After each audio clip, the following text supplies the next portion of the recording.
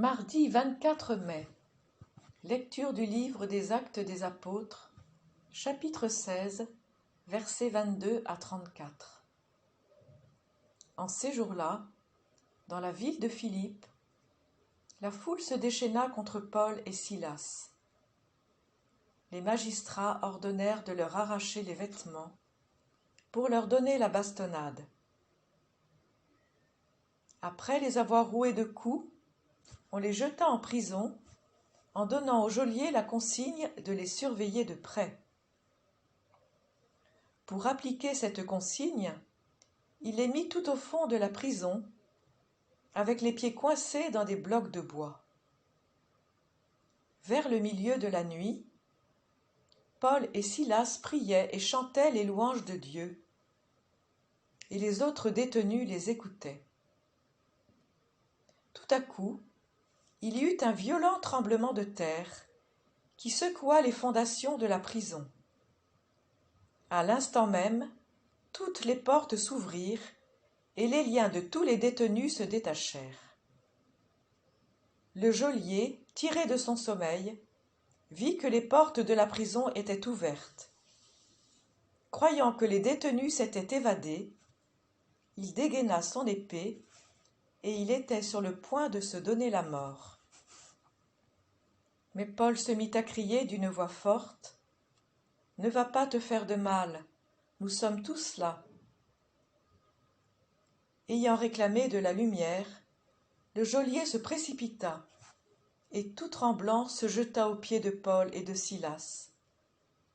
Puis il les emmena dehors et leur demanda : « Que dois-je faire pour être sauvé, mes seigneurs ?» Ils lui répondirent : « Crois au Seigneur Jésus, et tu seras sauvé, toi et toute ta maison. » Ils lui annoncèrent la parole du Seigneur, ainsi qu'à tous ceux qui vivaient dans sa maison.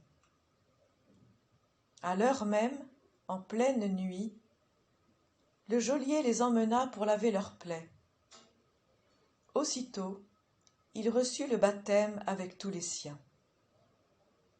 Puis il fit monter chez lui Paul et Silas, il fit préparer la table, et avec toute sa maison, il laissa déborder sa joie de croire en Dieu.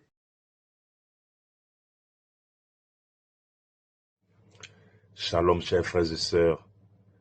Luc, à travers son récit, nous partage l'expérience des serviteurs Paul et Silas dans la ville de Philippe. Vers le milieu de la nuit, Paul et Silas priaient et chantaient les louanges, et les autres détenus les écoutaient. En effet, c'est dans le Seigneur Jésus qu'ils ont mis leur confiance, et ils savent qu'ils ne seront pas déçus. Et comme le dit le slamiste, « Dans mon angoisse, j'ai crié vers le Seigneur, et lui m'a exaucé, mis au large. » Le résultat, nous l'avons. Tout à coup, il y eut un violent tremblement de terre qui secoua les fondations de la prison. À l'instant même, toutes les portes s'ouvrirent et les liens de tous les détenus se détachèrent. Le geôlier qui voulant se donner la mort entendit cette voix forte de Paul : « Ne va pas te faire de mal. » Et oui, parce que le Dieu que nous avons choisi, le Seigneur Jésus-Christ, est venu, non pas pour condamner à mort le pécheur, l'oppresseur, mais pour qu'il croie et soit sauvé.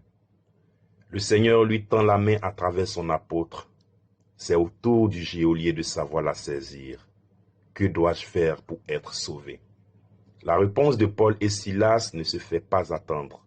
Crois au Seigneur Jésus et tu seras sauvé, toi et toute ta maison. Aussitôt, il reçut le baptême avec tous les siens. Nous chrétiens, à l'image de Paul et Silas, nous sommes des missionnaires. La façon de vivre notre foi doit être contagieuse. Notre rencontre avec le Christ est certes personnelle, mais elle doit aboutir à une conversion communautaire. Rencontrer Christ apporte la sérénité, la paix du cœur.